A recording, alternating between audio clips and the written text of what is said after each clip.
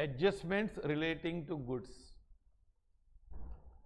Closing stock है, goods lost by fire, goods withdrawn for personal use, return on credit side, ये trading account के credit side लिखते हैं।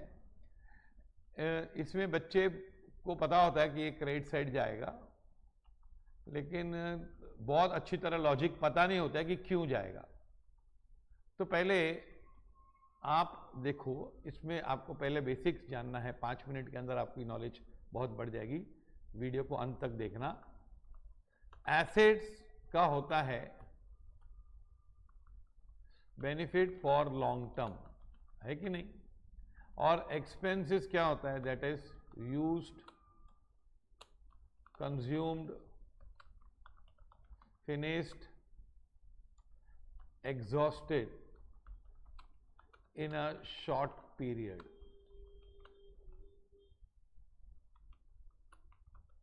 एक साल के अंदर अगर बेनिफिट कोई चीज यूज हो जाती है, कंज्यूम हो जाती है, तो उसको एक्सपेंस मानते हैं।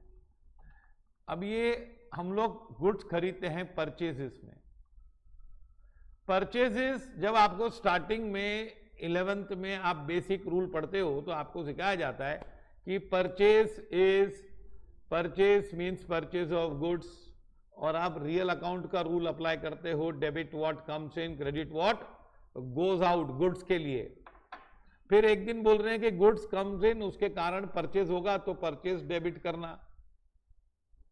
तो परचेज गुड्स के बदले हम परचेज अकाउंट यूज करते हैं, गुड्स अकाउंट को हम रियल अकाउंट मानते थे।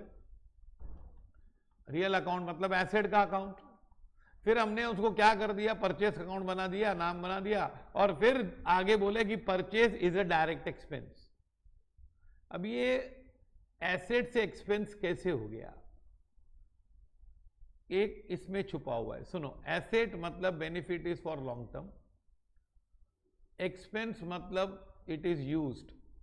तो जो गुड्स हमने परचेज किए हैं वो एसेट हो सकते हैं, लेकिन वो ज्यादा करके यूज होने वाले हैं कि रहने वाले हैं। अरे भाई, परचेज करोगे गुड्स तो यूज करने के लिए है कि नहीं। ओपनिंग स्टॉक, लास्ट ईयर का स्टॉक, तो लास्ट ईयर तो वो एसेट था क्योंकि लास्ट ईयर वो क्लोजिंग स्टॉक था। अभी इसको ओपनिंग स्टॉक बोला है तो अभी एक्सपेंस हो गया। अरे लास्ट ईयर एसेट इसलिए था क्योंकि यूज नहीं हुआ था और एक्सपेंस नहीं माना मैंने। इस साल ये यूज होने वाला है। लास्ट ईयर का स्टॉक जो इस साल का ओपनिंग स्टॉक है, क्या आप पूरा साल यूज करोगे, क्या रखोगे क्या पूरा साल? नहीं, आप यूज करने वाले हो। तो ये दोनों गुड्स यूज होने वाले हैं, ऐसा अज्यूम करके हम यहां लिखते हैं। जैसे हम यहां लिखते हैं टू ओपनिंग स्टॉक 50,000 और टू परचेजेस 1,90,000। ये गुड्स मैंने यूज होने वाला है, और यूज होने वाला है तो मैं एक्सपेंस लिख ले रहा हूं। तो ये बात समझ गए आपने। इनको परचेजेस को, गुड्स को रियल अकाउंट मानते थे, उसको आपने एक्सपेंसेस क्यों मानना शुरू किया? क्योंकि भाई साहब ये गुड्स यूज होने वाला है। पर इसमें से अगर कुछ बच गया मतलब सपोज यूज नहीं हुआ, तो क्लोजिंग स्टॉक है, सपोज क्लोजिंग स्टॉक है ₹15,000, 15,000 का माल बच गया। तो आपने तो बोला था जो भी परचेस किया है, जो भी माल था 2,40,000 का, ये 2,40,000 हो गया।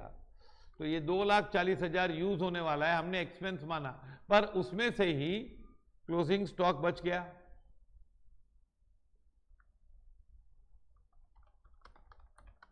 $15,000 का स्टॉक बच गया। 15,000 का स्टॉक बच गया, ये 2,40,000 हो गया। तो आपको पता है कि ये 15,000 बच गया, तो यूज नहीं हुआ, तो आप क्या करोगे? Less closing stock. भाई यूज नहीं हुआ 15,000, तो मैंने यहां लिख दिया यूज नहीं हुआ। तो यूज नहीं हुआ तो कहां, यूज नहीं हुआ तो फिर कहां गया? अरे वो मेरे पास स्टॉक है, तो मैं इसको कहां बताऊंगा? बैलेंस शीट में, स्टॉक इन ट्रेड। तो एक्चुअली क्लोजिंग स्टॉक क्या होना चाहिए? परचेजेस और ओपनिंग स्टॉक के टोटल में से लेस होना चाहिए, लेकिन ये लेस होना थोड़ा मुश्किल लगता है, तो हम उसको क्या करते हैं, हम उसको इस साइड उल्टे साइड डाल के, क्रेडिट साइड डाल के यहां लिख देते हैं। आया समझ में? यहां से लेस होना चाहिए था, कहां से? क्योंकि यूज नहीं हुआ ना, तो यूज नहीं हुआ तो यहां से घटाना चाहिए, डिडक्ट करना चाहिए, लेकिन हम क्या करते हैं, उसको क्लोजिंग स्टॉक को यहां डाल देते हैं, तो ऑटोमेटिकली इसका डेबिट का जो दबाव था वो कम हो गया। अब समझो दूसरा एडजस्टमेंट बताता हूं। से goods lost by fire,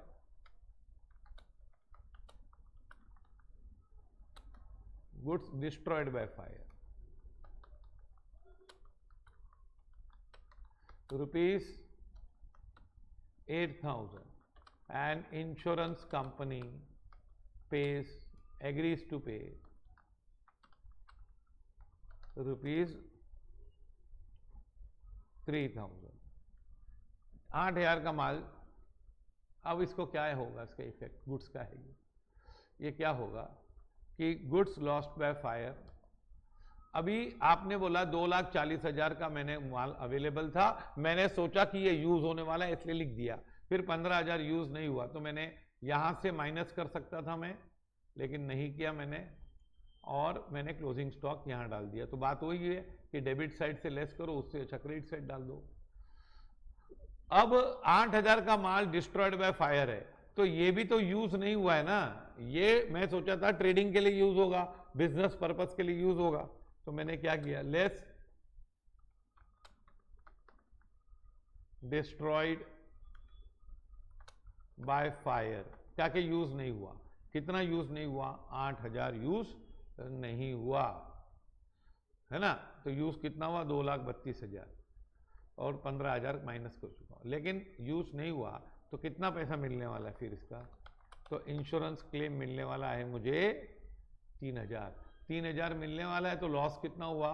loss हुआ 5,000, तो 2 वॉट लॉस बाय फायर 5,000। तो यूज नहीं हुआ माल, तो यहां पे क्यों डालते हो? क्योंकि ये हमने यहां पे सोचा था कि गुड्स यूज होंगे, पर जब जब गुड्स यूज नहीं होता है तो मैं इसमें से माइनस करूंगा, लेकिन माइनस करने की जगह मैं क्या करता हूं, मैं यहां पर लिखता हूं by goods destroyed by fire 8,000। उसी तरह समझो goods withdrawn for personal use, तो अगर हमको पता चला कि 10,000 का माल प्रोपराइटर घर पे लेके गया है पर्सनल यूज के लिए, पार्टनर या प्रोपराइटर, तो अगर वो लेके गया है तो फिर वो यूज नहीं हुआ है फिर से, तो less goods withdrawn bye proprietor से 10,000 रुपया लेस करना चाहिए। पर फिर इसका सेकेंड इफेक्ट कहां देंगे? अरे वो लेके चला गया तो ड्राइंग्स था ना, तो यहां पे हमारा कैपिटल आएगा, यहां कैपिटल अकाउंट के डेबिट साइड डाल देंगे, कैपिटल लेस ड्राइंग्स 10,000। लेकिन फिर है सवाल कि ट्रेडिंग में से यहां से लेस करूं, लेस क्यों किया? क्योंकि यूज नहीं हुआ, यूज नहीं हुआ इसलिए लेस क्यों किया भाई तूने? भाई ये मैंने सोचा था यूज होगा, उसमें से यूज नहीं हुआ, तो मैं अपने कदम वापस खींचूंगा, लेकिन इसकी जगह मैं इधर लिखूंगा by what goods withdrawn by whom proprietor 10,000 या पार्टनर। तो ये तीनों में कॉमन चीज क्या है बताओ, जो क्रेडिट साइड पे लिखते हैं सेल्स के अलावा, सेल्स को छोड़ के ये तीनों में कॉमन पॉइंट है कि ये गुड्स ट्रेडिंग पर्पस के लिए, बाइंग और सेलिंग पर्पस के लिए यूज नहीं हुए हैं, नहीं हुए हैं और नहीं हुए हैं।